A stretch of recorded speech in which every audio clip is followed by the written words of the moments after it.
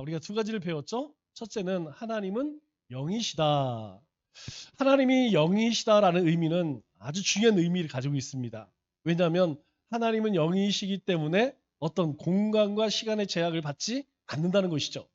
이 말은 하나님께서 예수님 오시기 이전에 하신 말씀이나 예수님이 하신 말씀이나 그리고 이후에 사도들을 통하여서 우리에게 주신 이 말씀은 항상 현재성을 가지고 있다는 거예요. 예전에 하는 말씀이나 오늘 하는 말씀이나 하나님의 말씀은 동일합니다.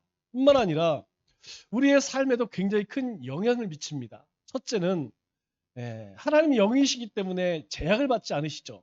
그렇기 때문에 하나님은 항상 우리 곁에 계시다는 겁니다. 우리가 어디 집에 있든지 나가 있든지 무엇을 하든지 그곳에 하나님이 계시다. 하나님께서 우리를 예배자로 부르셨다면 우리가 하나님의 거룩한 성전으로 우리는 이 공적 예배뿐만 아니라 삶의 예배를 어떻게 드릴 것이냐. 우리는 항상 이것을 기억해야 돼요. 이제 주일날 예배 드렸으니까 내일부터는 내 마음대로 살자. 이게 아니라는 것이죠. 하나님은 영이시기 때문에 우리 매 순간 하나님 앞에 드리는 기도와 찬송과 말씀과 이 순종 이것을 우리가 삶 속에 삶을 통하여 하나님께 올려드릴 수 있어야 한다는 겁니다. 자, 두 번째로 우리 지난 시간에 배운 것은 하나님은 빛이시다. 빛의 가장 큰 기능은 뭐라고 그랬어요? 어둠을 물리친다는 겁니다. 어둠을 물리친다. 어둠은 뭘 상징하죠? 죄를 상징하죠. 죄, 악을 상징합니다. 그러니까 하나님이 함께 하시는 사람, 하나님의 말씀이 있는 곳에는 항상 이 죄악이 떠나갈 수밖에 없다는 것이죠. 그러면 우리의 삶의 모든 고통은 어디로부터 시작되죠? 죄로부터 시작되지 않습니까? 그러면 우리의 삶의 모든 고난을 우리의 삶의 모든 근심, 걱정, 염려를 물리칠 수 있는 유일한 한 가지는 바로 하나님이라는 것이죠. 하나님이 우리 가운데에 함께하지 않고는 우리는 항상 두려움과 불안과 초조, 근심, 염려 가운데 살 수밖에 없다. 그래, 빛은 어둠을 몰아낸다. 뿐만 아니라 모든 것이 다 드러난다고 그랬죠? 하나님 앞에는 속일 수 없습니다. 그러므로 우리가 하나님 앞에서 진실되게 살아야 돼요. 그래서 이 빛의 열매가 뭐라고 이야기합니까? 착함과 의로움과 진실함이다 라고 이야기하는 것이 바로 그거예요. 왜? 하나님이 우리와 함께 하시기 때문에. 뿐만 아니라 이 빛은 모든 생명체를 살아나게 합니다. 생명이 있게 한다는 것이죠. 어두운 곳에서는 뭘 잘할 수가 없습니다. 그러나 이 빛이 있는 곳에는 항상 자라게 하고 열매를 맺게 하죠. 우리 안에 생명이 또 다른 생명을 살릴 수 있다는 것이죠. 이건 우리에게 생명의 능력이 있는 것이 아니고 하나님에게 있기 때문에 그 하나님이 우리 가운데 있기 때문에 그렇다는 거예요. 그래서 하나님이 우리와 함께 하시면 우리의 삶은 하나님을 예배하는 예배자가 되는 것이고 세상을 살리는 세상의 죄악을 이기는 그런 힘이 통로가 바로 우리라는 것입니다. 자, 오늘 마지막으로 함께 나누는 것은 하나님은 어떤 분이냐? 하나님은 요한일서 4장 8절에서 말하고 있는 것처럼 하나님은 사랑이시다. 자, 이건 굉장히 중요한 말이죠. 우리가 하나님은 빛이시다. 하나님이 영이시다. 동일합니다. 하나님 믿고 뭐라고 이야기해요? 사랑 이렇게 이야기합니다. 그렇기 때문에 사랑하지 않는 사람은 하나님을 알지 못합니다. 사랑하지 않는 사람은 하나님이 없다.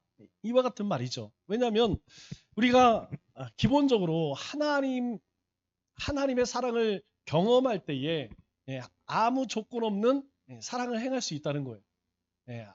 우리가 하나님처럼 예수님을 또 예수님이 우리를 사랑하신 것처럼 십자가를 이와 같은 은혜를 누릴 수 있다는 겁니다.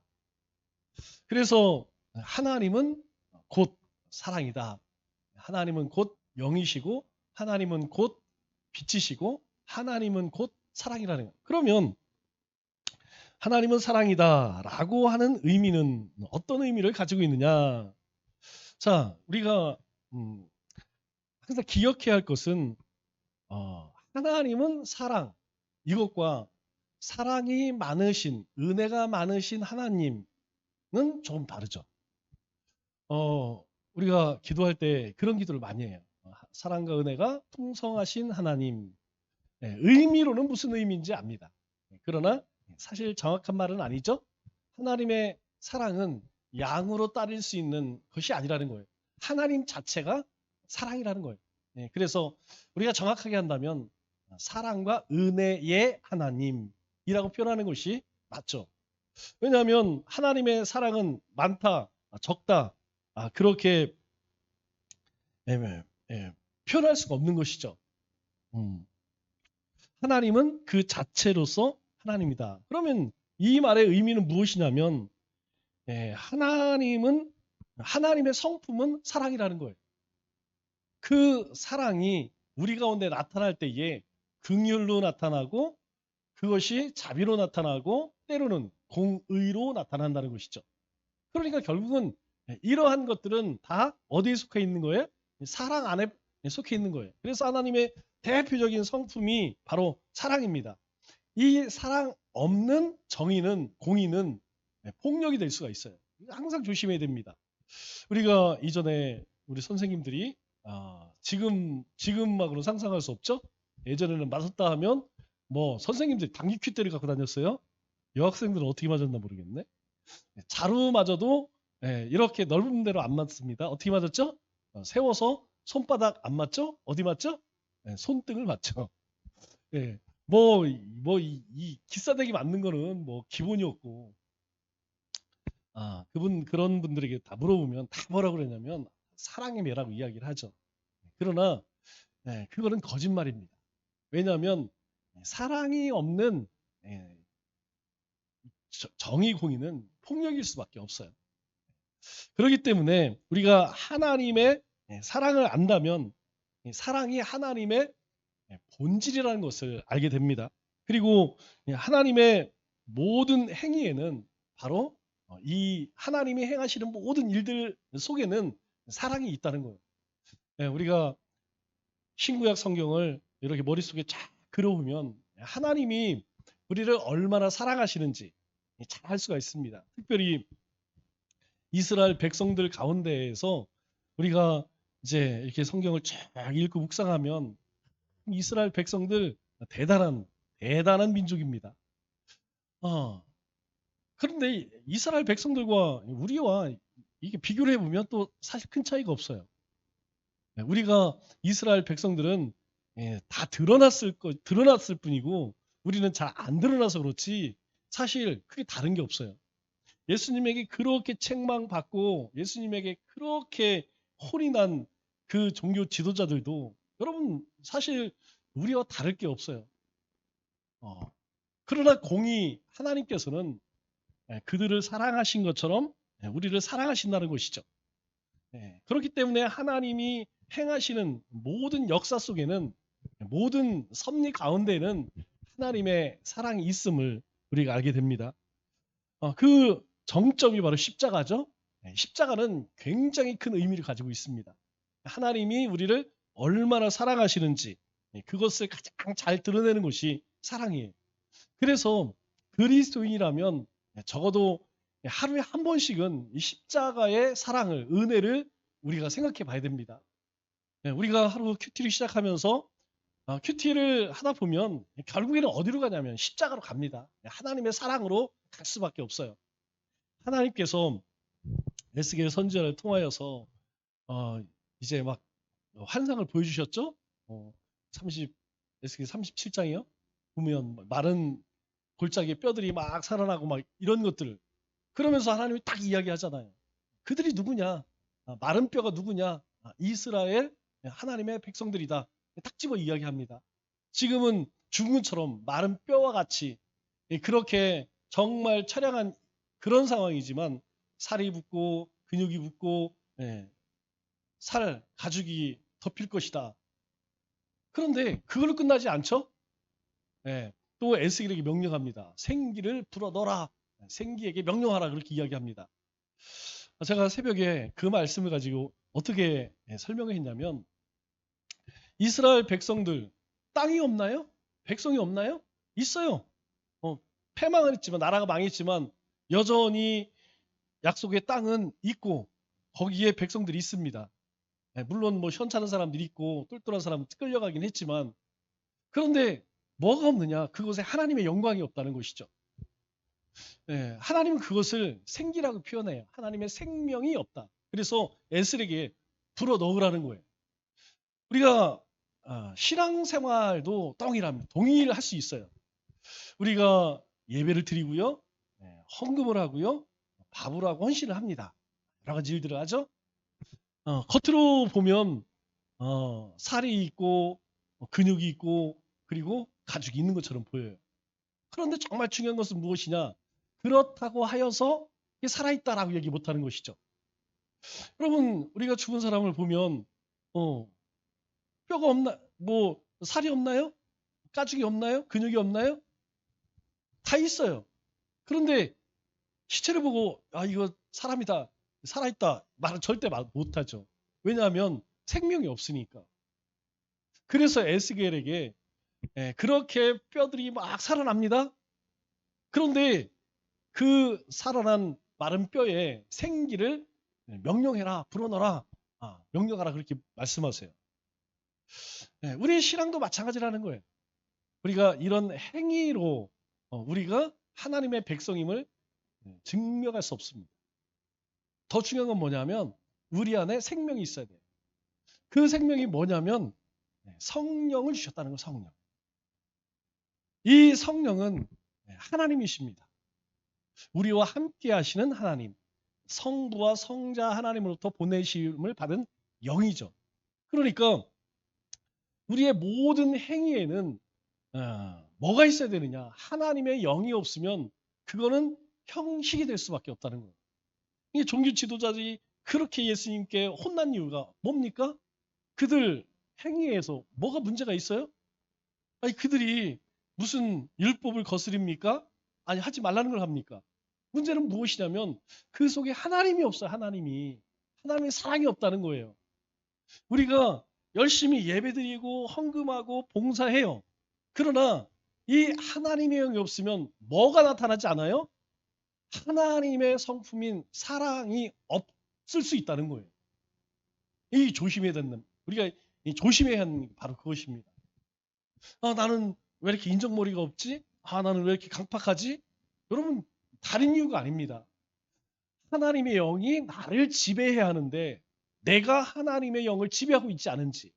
오늘 낮에도 말씀드렸듯이 내 자아가 죽어져야 되는데 내 자아가 안 죽어지면요. 여전히 나를 다스리는 것, 내 생각과 내 삶을 지배하는 것이 나일 수 있다는 거예요. 그거는 마른 뼈와 다를 바가 없다는 겁니다. 그거는 그냥 형식만 있는 거예요. 형식만.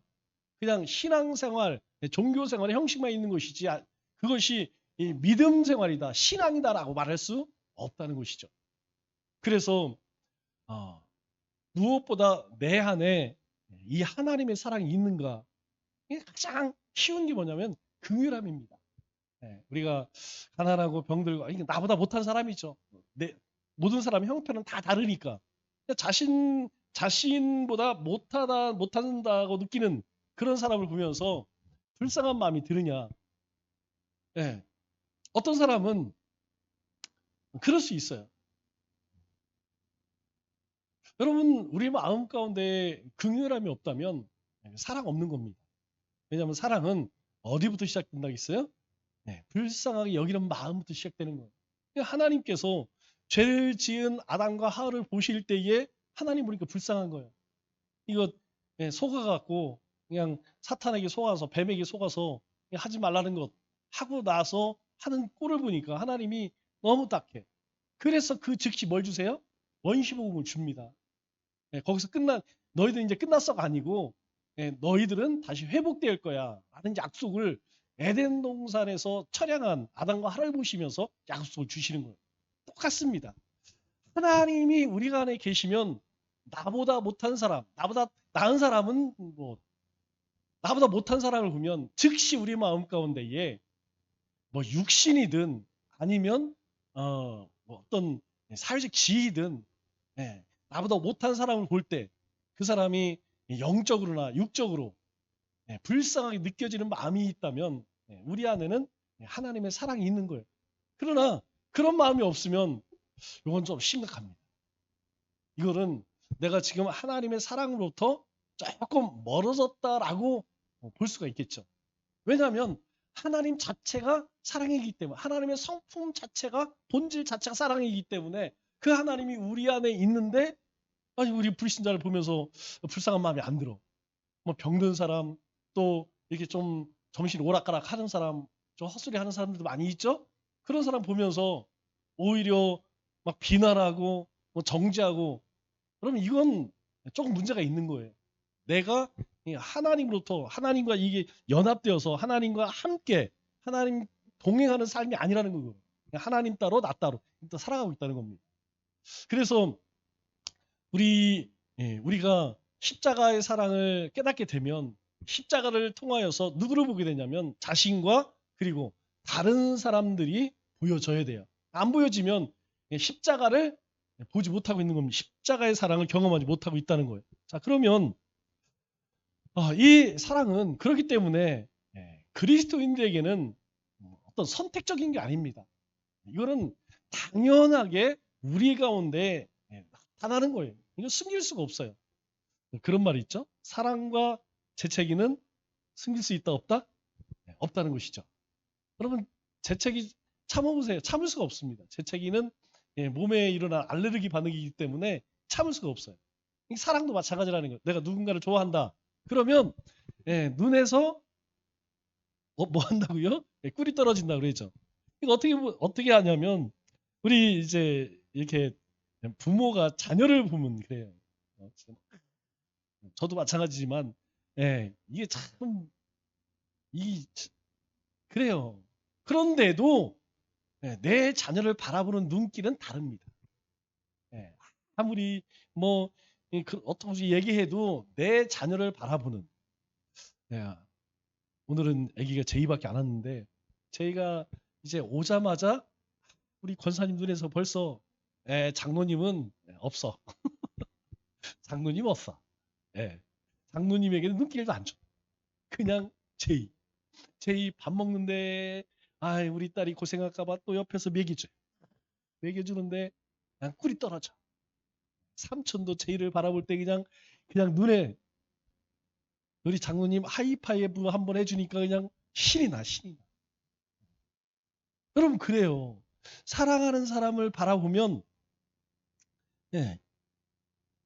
그 사람이 내 안에 있기 때문에 이게 숨길 수가 없는 거예요. 드러날 수밖에 없는 거예요.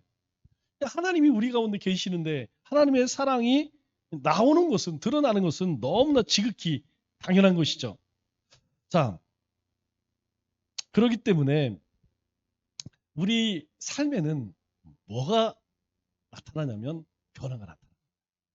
이 굉장히 중요한 거죠. 하나님의 사랑을 경험하면 변화가 나타나요. 하나님이 영이시라는 것을 깨닫게 되면 변화가 일어납니다. 하나님이 빛이라는 것을 깨닫게 되면 변화가 일어나요. 하나님이 영이시라는 것을 내가 깊이 깨닫게 되면 함부로 말하거나 함부로 행동하지 못합니다. 왜냐하면 하나님은 지금 나와 함께하기 때문에 하나님이 빛이라는 것을 우리가 깨닫게 되면 함부로 죄를 못 저질러요. 안 할 수는 없겠죠. 그런데 하고 나서 너무 괴로워. 회개할 수밖에 없어. 그 일이 반복되면 나중에는 싫어져요. 죄 자체가 왜? 죄지면 그 다음에 또 하나님 앞에 가서 회개해야 되니까 하나님이 자꾸 죄를 깨닫게 하니까 그러니까 아예 다음에는 그런 이제 유혹들이 오면 안 해. 싫어. 싫어져.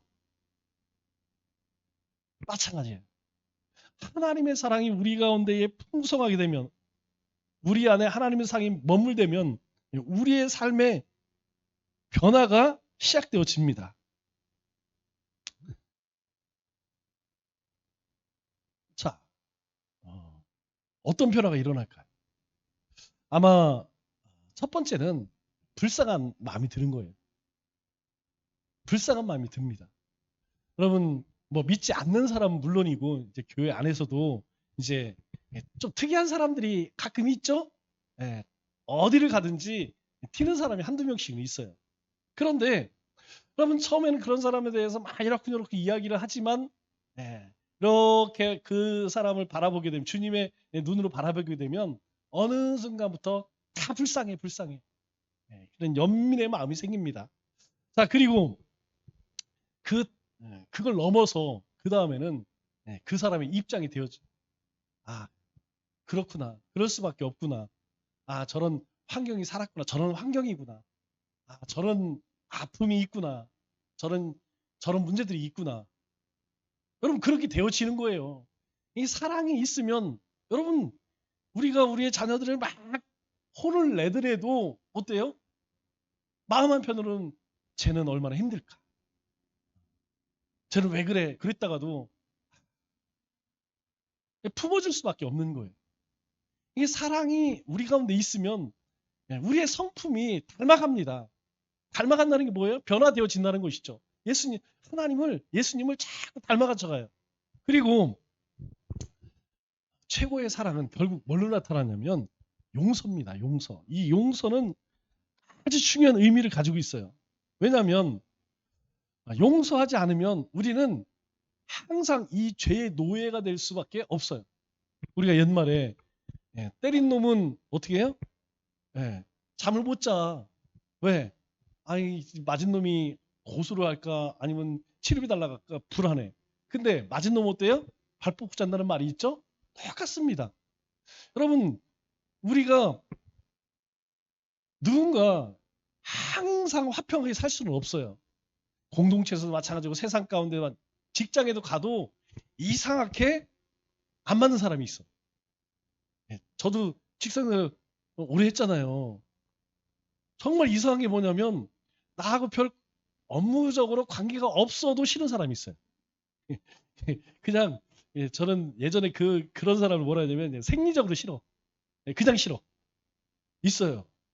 우리 집에도 하나 있어요. 그냥 싫은 사람이 있어요. 그리고 나하고 상관도 없는 사람이 괜히 나를 싫어하는 사람이 있어요. 이상해요. 나도 괜히 싫은 사람이 있고 나하고 하등 상관이 없는 사람이 괜히 나를 싫어해. 뒤에서 뭐 욕을 하고 나만 보면 인상 쓰고 그런 사람이 있어요. 살다 보면 척을 안 질 수가 없다니까요. 아무리 성격 좋은 사람도 내가 예수 믿으니까 참는 거지 마음 가운데에 여러분 상처 안 맞는 사람 없다니까요. 근데 문제는 용서를 하느냐 하지 않느냐 이 굉장히 중요한 문제입니다. 누가 괴롭다고요? 용서하지 않는 사람이 괴로운 거예요. 용서하는 사람은 아무렇지가 않습니다. 그래서 장로님하고 다퉜어요. 그리고 그 다음날 장로님 죄송합니다. 그러면 그 다음부터 내가 평안을 누려요. 근데 장로님이 네가 용서해도 나는 용서 못해 하고 억하심령을 품고 있다. 누가 괴로울까요? 저는 괴로울 거 하나도 없습니다. 왜냐? 나는 미안한 마음을 갖고 사과했기 때문에. 그러나 그렇지 않은 사람은 본인이 죽는 거예요. 여러분 그때부터 죄의 종이 되는 겁니다. 무서운 거예요. 왜 그러느냐? 이 시작은 사랑으로부터 시작되어지는 거예요. 우리가 하나님의 사랑을 가지고 있다면 여러분 이 원수까지 쉽지는 않지만 불가능한 게 아니라는 거예요. 베드로가 묻습니다. 잘난 척하려고 그랬죠? 얼마나 용서해야 됩니까? 7번씩 7번에. 이 말의 의미는 뭡니까? 491번째는 가서 그냥 묵사발레라 이런 의미가 아니죠. 사랑에는 끝이 용서에는 끝이 없단다. 이 얘기죠. 그러면 용서하기 위해서는 여러분 그 영혼을 그 사람을 사랑하지 않고는 즉 내가 변화되지 않고는 안 된다는 거예요.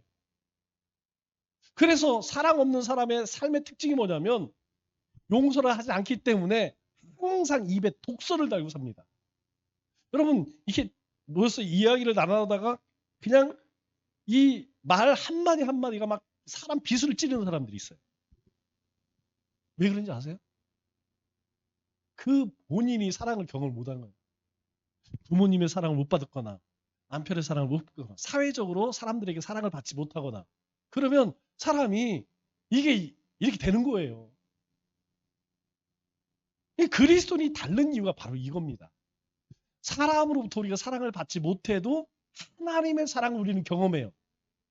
하나님의 사랑을 경험한다니까요. 어떤 경로를 통하든 하나님은 우리에게 계속 내가 너를 사랑한단다 라는 것을 깨닫습니다. 정상적인 신앙생활을 하는 사람은 항상 하나님이 나를 사랑하시는구나. 하나님이 나에게 은혜를 주셨구나. 하나님이 나를 이렇게 인도하시는구나. 하나님이 나를 이렇게 채우시는구나 라고 하는 하나님의 사랑을 매일 경험해요.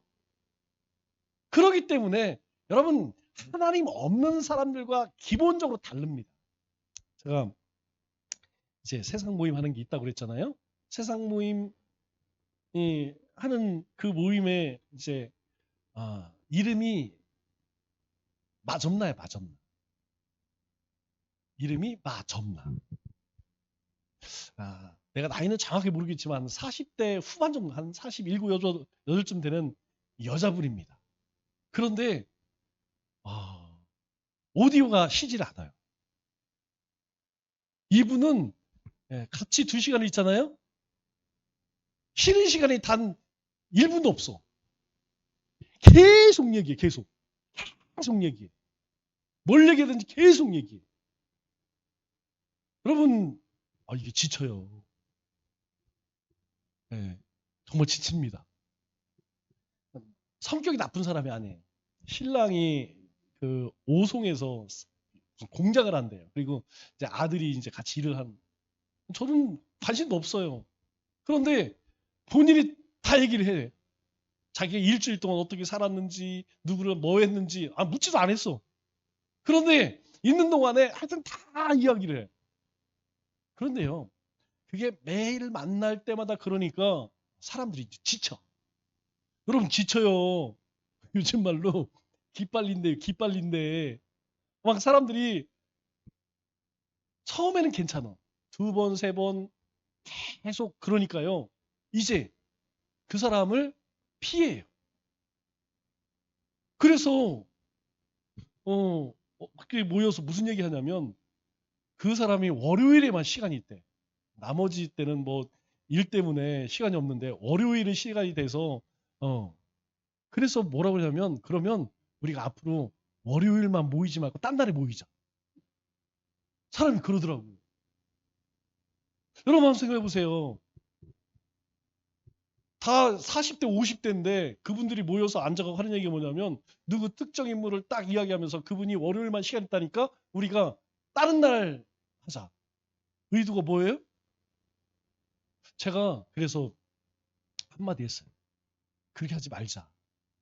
앞으로 그분 전담은 내가 하겠다. 무조건 나에게 보내라. 내가 책임지겠다. 여러분 만약에 그분이 그 이야기를 어떤 경로를 통해 듣는다고 하면 어떨 것 같아요? 옥남 권사님이 화요일만 시간이 있어. 그러면 우리 전부 화요일 날은 다 바쁘자. 다른 날에 모이자. 그걸 나중에 들었다고 생각해봐. 권사님 어떨 것 같아요? 되게 슬프지. 얼마나 속상하겠어요. 아무리 세상에서 만났다 할지라도 여러분 얼마나 상처를 받겠어요. 그래서 그렇게 하지 말라 그랬어요. 그렇게 안 했으면 좋겠다. 우리가 이렇게 뭐 모르는 사람 이렇게 모여서 같이 운동하는 모임이라면 그냥 그렇게만 하자. 거기에 더 만약에 저분이 힘들면 내가 전담하겠다. 내가 맡아주겠다. 아니 뭐 같이 사는 사람도 아니 같이 사는 사람도 대단한데 뭐 그거 2시간 책임 못 지겠어요? 아니 뭐 뭔 얘기를 하든지 들어주면 되잖아요. 그러니 이분은 그렇구나. 근데 이분이 또 돈은 많어. 돈은 많대요. 나는 모르는데 본인이 얘기해. 본인이 묻지도 않는데 막 사진을 보여줘. 이게 우리 공장이고 이게 뭐 이런 얘기를 해줘요. 그래서 이번에 건물을 뭐 건물이 아니라 뭐 공장 건물을 뭐 몇 동을 줬다 뭐 이런 얘기를 해. 근데 좋은 게 뭐냐면 이분은 또 돈을 잘 써. 밥 먹으면 자기가 밥값 잘 내. 그런데도 싫대. 우리가 항상 조심해야 할 것은 무엇이냐면 우리 안에 하나님이 없으면 나타난 첫 번째가 이게 안 되는 거예요. 용서가 안 되는 거예요. 그 순간부터 이 죄의 노예가 됩니다. 그러면 우리 안에 있는 상처와 기억들이 여러분 쉽게 사라질까요? 절대 안 사라집니다. 절대 안 사라져요. 이게 사라지는 방법은 무엇이냐면 용서하거나 용서받으면 됩니다. 여러분 내가 우리 장로님에게 상처를 줬어. 내가 가서 장로님 미안합니다. 그러면 사라져요. 그런데 그거 하지 않는 한은 내가 상처를 받았어. 근데 그 사람이 와서 사과하면 그 아픔과 상처는 사라집니다. 제가 여러분 그 사랑의 불시착 그 주연이 둘이 결혼했죠? 현빈 저거 좀 닮았지만 현빈하고 누구죠? 손예진인가요? 결혼했는데 얘가 총 정치국 국장 아들이요. 현빈이. 그런데 얘가 잡혀가잖아요. 보위부에. 보위부에 잡혀가 아주 중요한 이야기를 합니다. 어떤 얘기를 하냐면 막 취조를 하면서 여기가 어떤 곳인지 알아? 틈이 있어서 못을 박는 게 아니야. 못을 박으면 틈이 생기는 거야. 이런 얘기를 해요. 그 보위부 조사하는 그 사람이 현빈한테 뭘 막 불라 그래. 너 왜 그렇게 했냐. 자수해라. 나 자수할 게 없는데? 그러니까 허위라도 했다고 해라. 이 얘기죠. 그 얘기를 그렇게 해요. 틈이 있어서 못을 박는 게 아니야. 못을 박으면 틈이 생긴다. 이렇게 이야기해요. 그냥 없는 죄도 만들어낼 수 있다는 거죠. 여러분 사람의 마음도 똑같습니다. 못이 한번 박히면 상처가 박히면 못을 뺀다 해서 못 자국이 사라질까요? 사라지지 않는다는 거예요. 여러분 그것을 어떻게 없이 할 거냐.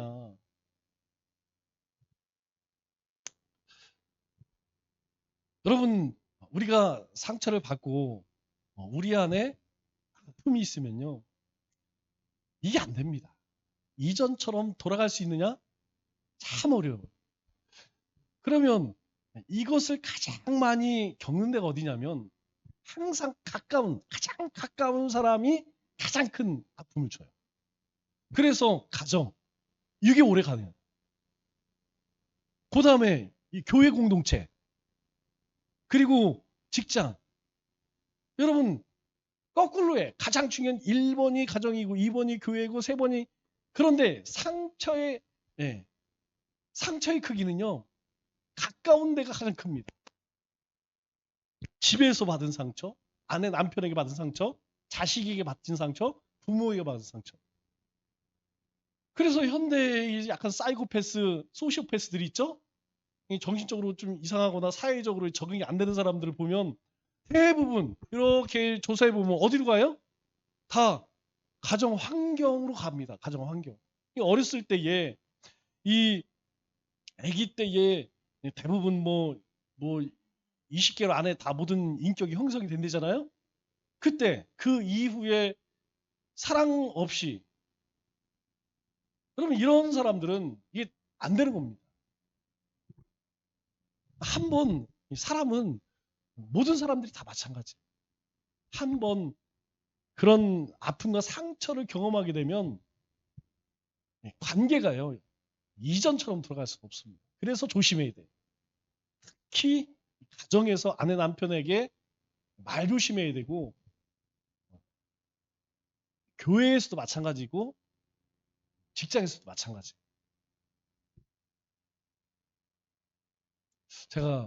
저는 뭐 그런 얘기를 많이 안 들었지만 이제 직장에서도 사람의 능력 차이가 큽니다. 제가 이제 신문사를 다녔는데 뭐 처음에는 신입 때는 다 뭐 어리버리하죠. 그런데 2, 3년 가면 이제 어느 정도 일머리를 다 알잖아요.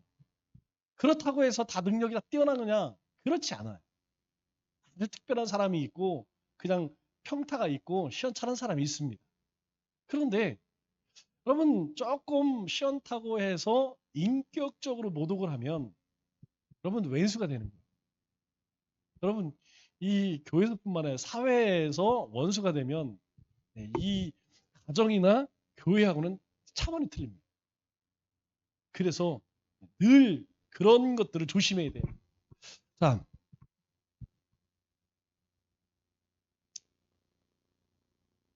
자, 그러면 우리 가운데 그런 상처, 아픔이 있어요.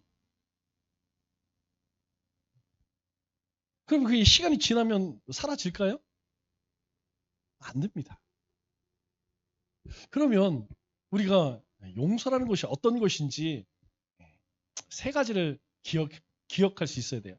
첫째는 복수하지 않겠다. 자, 우리 옆에 보고 한번 얘기해 볼까요? 자, 옆 사람에게 한번 이야기하겠습니다. 자, 복수하지 않겠습니다. 장로님, 복수하지 않겠습니다. 우리 김태원 장로님 왜 안 하세요? 아이, 큰일 났다. 이제 정학권사님 조심하세요. 예. 여러분, 사람은 이 마음 생겨요. 두고 봐. 두고 봐가 뭐예요? 복수하겠다 이거죠.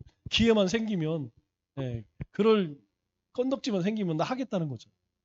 그런데 용서는 참 어렵습니다. 아니, 우리가 이 신앙이 없이는, 믿음이 없이는, 은혜가 없으면, 우리 안에 사랑 없으면 여러분 이거 불가능한 일이에요. 이게 세상 사람들이 보면 이건 되도 않는 일입니다. 두 번째로 용서는 반복적이어야 돼요. 자, 한번 용서했다고 해서 우리 마음속에 아니 그 못자국이 사라지어요? 사라지지 않습니다. 그러나 분명한 것은 시간이 지나면 못이 박힌 자리에도 새살이 돋아나죠? 희미해져요. 흔적은 남지만 희미해집니다. 우리가 한번 용서한 것을 계속 반복적으로 해야 돼요. 그리고 이 사람에게 했다면 다른 사람에게도 그렇게 할 수 있어야 돼요. 이 사람에게는 했는데 이 사람은 하기 싫어. 똑같습니다. 세 번째로는 결국 그것은 누구를 위한 거예요? 자기 자신을 위한 겁니다. 여러분 용서하면 내가 편해. 그래서 여러분들에게 한번 말씀드렸죠? 올 2월 달인가? 3월 달인가? 뭐 일부러 그런 건 아니고 다른 일 때문에 여기 열방교회 목사님을 만났는데 제가 그때 얘기했어요. 제가 3년 동안 그냥 용서라는 게 내가 용서할게 해서 용서되는 게 아니잖아요. 마음에 쌓인 게 뭐 이게 없어져야지 없어지는 거지. 그런데 아니 저 교회 건축하는 게 저 모양을 보면서 처음에는 말똥 쌌다 그랬어요. 여러분 말똥 쌌다는 게 무슨 말인지 알죠? 꽃이다. 잘 됐다. 사실 그런 마음이 없지 않아 있었어요. 니네가 우리에게 물 먹이고 잘 될 줄 알았지? 사실 그랬어요, 솔직히. 그런데 시간이 지나면서 마음이 너무 아픈 거예요. 이게 내가 한 10억 정도만 하면 뭐 계속 꽃이다 그랬을 수도 있어요. 200억짜리입니다. 여러분 감당 안 되면 어디로 넘어가겠어요? 어디로 가겠습니까? 신천지 아니면 하나님 교회 둘 중에 하나예요. 실제로 그랬습니다. 그만한 200억, 300억 동원할 수 있는 것 한 방에 그냥 경매를 받을 수 있는 데는 여러분 그 조직밖에 없어요. 그래서 거의 불운한 교회는 다 신천지 이단으로 넘어갔어요. 그 생각하니까 너무 그리고 매일 저 볼 때마다 본인이 한 짓이 있으니까 노예에서 만나면 저는 또 극티잖아요. 아무리 표정 관리한다고 해도 안 돼요 잘. 기분 좋다가도 그 인간 보면 그냥 왔어요. 네. 가서 왔어요 그냥 꼴 보기 싫어갖고. 안 보면 되지 뭐. 보면서 왜 그럴 거 뭐 있어. 그런데 어느 순간 되게 불쌍한 마음이 들어요. 불쌍한 마음이 들어요. 그 사람 거기만 불쌍한 게 아니고 내가 불쌍한 것 같아요. 내가 그렇게 설교하고 그렇게 뭐 맨날 기도하고 그럼에도 그거 안 되는. 근데 어느 날 그것 때문에 늘 하나님 앞에 기도하니까 그냥 내 안에 눈이 녹듯이 그냥 그런 마음들이 어느 순간에 사라졌어요. 그래서 제가 그래도 너 한번 엿먹어 봐라. 그래도 그냥 냅뒀어요. 근데 시간이 지날수록 상황이 너무 나빠지는 거예요. 안 되겠다. 이거 빨리 땅에서 메인 거 하늘에서 풀리게 해야겠다. 그래서 내가 역부로 찾아갔어요. 역부로 찾아가서 딱 단도직입 이야기했습니다. 사실 이러했습니다. 그런데 제가 이렇게 찾아온 이유는 이제 그 마음을 용서하기로 했습니다. 뭐 사실 그 양반이야 뭐 신경 안 썼겠죠. 뭐 그거 아니어도 뭐 정신이 없는데 뭐 그거 신경이나 썼겠어요. 그리고 항상 사람은 그렇잖아요. 자기 합리화라는 게 있잖아요. 야, 니네가 우리가 원한 거 그 돈으로 안 살려고 했잖아. 그러니까 그 돈 주겠다는 사람한테 본인은 얼마든지 합리화죠. 전혀 죄책감 느끼지 않죠. 뭐 그러거나 말거나 제가 얘기를 했어요. 저희 사실 일위에서 이제는 제가 용서하려고 합니다. 본인은 황당하겠지. 나는 뭐 잘못도 없는데 뭐 용서를 한다고 그래? 뭐 그렇게 생각할 수 있겠죠. 그런데 고마운 한 가지는 뭐냐면 그분이 마지막 그런 얘기를 해요. 2026년 맞이하여서 하나님께서 나에게 가장 큰 선물을 주셨습니다. 제가 일어서는 자리에서 마지막에 저한테 그 얘기를 하더라고요. 하나님께서 새해를 맞이하여서 저에게 가장 큰 선물을 주셨습니다. 이렇게 얘기를 하더라고요. 그래서 이 사람이 글러먹은 사람은 아니구나. 이제 좀 그런 생각을 했어요. 그렇게 해도 지금도 마음 편하지 않습니다. 그래도 제가 거기 사거리에 약국 있잖아요. 가정약 거기 하고 이제 병원은 그 근처로 다니는데 거기 앞에다 주차 안 해요. 기분 나빠서 그냥 다른 자리에 주차하지 거기 옆에 자리 있어도 거기다 그 앞에 지나갈 일 있으면 글로 잘 안 지나갑니다. 이렇게 돌아서 갑니다. 지금도 그래요. 여러분들은 다 잊었는지 모르겠지만 저에게는 엄청난 그 당시 충격이었고 예, 굉장히 저는 충격 먹었어요. 진짜. 우리 장로님 꿈에도 소원은 뭐예요? 꿈에도 소원은 성전 건축 아니에요. 여러분 퇴직금 건축공부 할 수 있어요?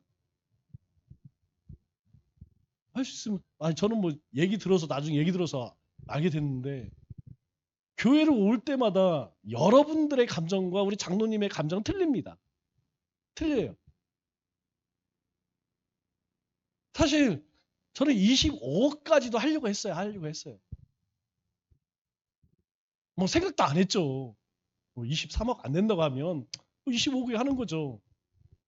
그래서 그때 마지막 금요일이니까 일요일 날 이제 회의에서 결정하는 하루 남겨놓고 그럴 줄은 그렇게 할 때 전화 한 통을 할 수 있잖아요. 사실 목사님 이렇게 하니까 우리 입장에서는 이렇게 해야겠습니다.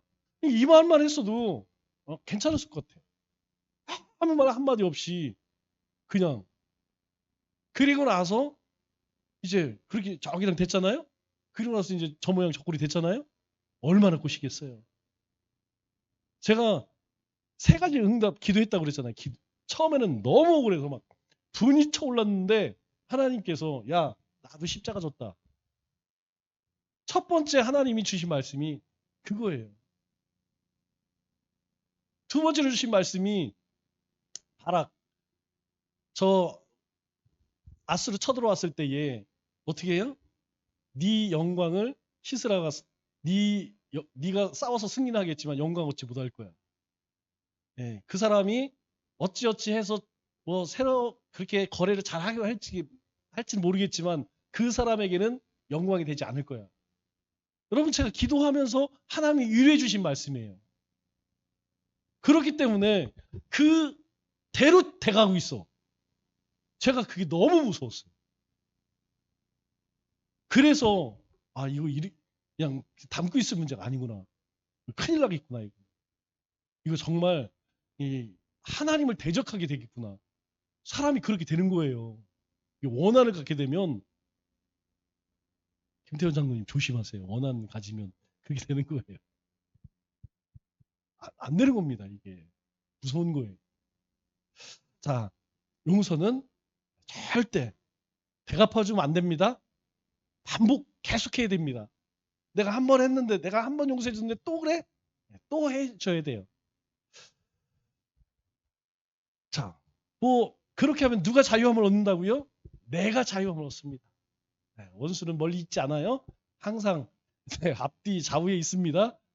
그 사람 그래도 내가 자꾸 품어주고 내가 용서해야지 내가 자유함을 얻는 거예요. 아니면 내가 매입니다. 내가 괴로운 거예요. 자, 그러면 용서의 성경적 의미는 무엇이냐? 먼저 용서가 아닌 것. 상처받았어요? 그런데 그거 들키기 싫죠? 나 괜찮어? 그거 아니라는 거예요. 자, 그 사람이 잘못하지 않았다고 대인배처럼 보이죠? 그거 아니라는 겁니다. 또 무조건 다시 내가 저 사람과 가까이 지내야지. 이게 기술이죠. 우리 인생을 오래 살다 보면 우리가 이렇게 우리의 심령이 마음이 이렇게 바뀌어집니다. 이거 용서 아니라는 거예요. 그러면 진짜 용서는 뭐냐? 자, 내 복수할 권리를 맡기는 거예요. 하나님께 맡기라는 겁니다. 하나님, 제가 지금 이런 일을 당했습니다. 이거 분하고 원통해서 못 살겠습니다. 하나님께 맡기라는 거예요. 자, 그리고 그 심판을 하실 분은 누구예요? 하나님입니다. 우리는 다 자기 입장에서 생각해요. 우리에게는 공의나 정의가 없습니다. 있는 척을 하는 거죠. 흉내를 내는 거죠. 하나님이 이렇게 말씀하시거나 이랬으니까 나도 그렇게 했어. 그러니까 나는 정의로운 자야. 그리고 그렇지 않은 사람들은 다 그냥 죽어 마땅해. 이렇게 자기 입장에서 생각해요. 그러나 그 모든 것을 하나님께 맡겨 넘겨야 됩니다. 하나님께서 심판을 하시든 용서를 하시든 하나님이 하시는 것이죠.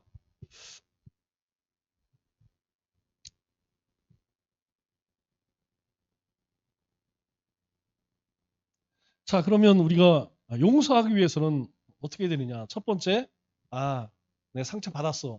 인정. 괜찮아. 그죠? 우리는 그렇게 합니다. 우리는 그렇게 해요. 스스로를 위로하죠. 그러나 그것까지도 하나님 앞에 내어놓으라는 거예요. 하나님 힘듭니다.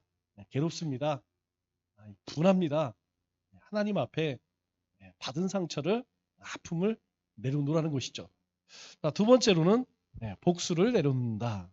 상처를 인정하고 복수의 마음을 내려놓는다. 내려놓지 않으면 우리는 갚아주고 싶어요. 제가 하여튼 살다 보면 있어요. 항상 있어요. 세 번째로는 반복해야 한다. 반복. 그리고 마지막으로 네 번째는 건강한 경계선을 세우자. 즉 우리가 용서한다고 다 용서하는 것이 아니죠. 가령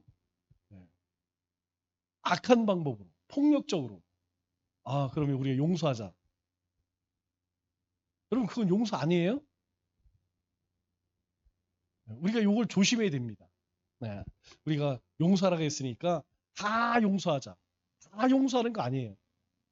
사회적 경계선이 있습니다. 우리는 그걸 뭐라 불러요? 법이라고 얘기하죠. 법에 만약에 이 법 테두리를 벗어난 것은 당연히 법적인 처벌을 받게 해야 되죠. 지금은 없어요. 그런데 한 10년, 15년 전만 해도 교회에 도둑놈들이 겁나게 많았습니다. 왜 그럴까요? 교회의 이 마이크가 되게 비싼 거예요. 아마 이것도 거의 가장 싼 거라고 해도 30만 원입니다. 이거 제가 80만 원인가 했던 것 같아요. 여러분 마이크 이거 하나에 80만 원이에요. 그래서 요거 훔치는 사람들이 굉장히 많았어요. 방송실에 저 앰프 있잖아요. 그거만 떼어갑니다. 왜냐하면 교회가 낮에도 문을 열어놓기 때문에 와서 뭐 가져가냐면 마이크하고 앰프 떼어가요. 그래서 그 파는 도둑놈들이 굉장히 많았어요. 그래서 그런 도둑놈들이 잡히면 어떻게 할 것이냐. 이것 때문에 이제 굉장히 논의가 많았어요. 여러분 우리 교회 와서 앰프를 하나 훔쳐갔다. 마이크를 떼어갔다. 잡았어. 어떻게 해야 되죠, 장로님? 어떻게 해야 할까요? 콩밥을 먹여야 될까요? 아니면 탄원서를 써줘야 될까요? 주리를 틀라. 잡아서 주리를 틀라. 우리 선생님 어떻게 해야 될까요? 네? 이게 우리가 남 얘기할 때는 이게 되게 편해요. 그런데 막상 우리가 현실 가운데에 아니 어떤 놈이 우리 애를 접해서 갖고 그냥 다친 게 아니고 실명을 했다 한번 해보세요. 내 자녀가 한쪽 눈을 실명해서 영원히 한쪽 눈을 못 본다. 그 사람 어떻게 될까요? 우리 소장훈 목사님이 아들을 죽인 원수를 용서했다. 아이고 거기 가서는 우리 대단한 목사님이십니다. 여러분 그게 남 일이니까 아우 참 뭐 그럴 수도 있겠다 이러지만 내 문제가 되는 순간 내 문제가 되는 순간 달라요. 달라집니다. 확 달라집니다. 완전히 달라지는 거예요. 만일 우리 이 어려운 형편에 그 마이크를 훔쳐갔다. 잡았어. 이거 어떻게 해야 돼 이거를? 전도해야 되나? 너 내일 다음 주부터 교회에 나오면 용서해 줄게. 네가 교회 나와서 11조 하면 없는 걸로 해줄게. 이렇게 해야 되나? 아, 참 어려운 거예요. 세상 관점으로 보면 굉장히 어렵습니다. 그렇기 때문에 우리가 용서를 하되 이것이 어디까지 용서할 수 있는가? 이거를 풋잘로 이야기는 참 어려울 것 같아요. 이건 역시 하나님의 감동을 주는 대로. 여러분 현대에는 이루 말할 수 없는 가장 큰 문제가 음란입니다. 제가 이 세상 사람들 만나면서 가장 크게 느끼는 것이 이게 보통 심각한 게 아니에요. 죄책감을 안 가져요. 다른 배우자를, 다른 사람을 이렇게 만난다는 거에 대한 죄책감이 없습니다. 그걸 자랑 삼아 당연한 것처럼 여겨요. 그런데 그 문제가 여러분 당사자들 간에는 굉장히 큰 문제죠. 어렵습니다. 그걸 이렇다 저렇다 딱잘로 우리가 정죄할 수가 없어요. 본인 안에 하나님의 은혜로 하나님의 영으로 충만하여서 할 수 있으면 하는 것이고 용서할 수 있으면 용서하는 거고 용서할 수 없다고 하여서 잘못된 것이다 얘기할 수 없는. 그러나 분명한 것은 우리가 성경이 말하고 있는 그 경계를 분명히 할 수는 있어야 돼요. 모든 것을 아무 조건 없이 다 용서하는 것은 용서가라고 얘기할 수 없는 것이죠. 그러면 하나님께서 모든 사람들 다 용서해야 되죠. 하나님께서 모든 사람들을 다 구원하셔야 되죠. 그런데 왜 조건을 두셨을까요? 하나님께서 조건을 두세요. 십자가에 달리신 예수님을 믿으면 이 조건이 붙어요. 그냥 내가 너희를 다 용서한다. 내가 너희를 다 그냥 천국으로 인도하겠다. 천국 백성 되게 이러면 얼마나 좋아요. 하나님은 그런데 그렇게 하지 않습니다. 너희는 다 죄이고 다 심판받아야 할 자들이지만 십자가에 달리신 예수님을 구주로 영접하라. 그러면 묻지 않겠다라고 말씀하세요. 그렇기 때문에 우리도 하나님의 사랑을 가지고 내가 변화되어서 다 품어줄 수 있어야 되지만 그 경계선은 분명히 있어야 된다는 거죠. 기도하고 마치겠습니다.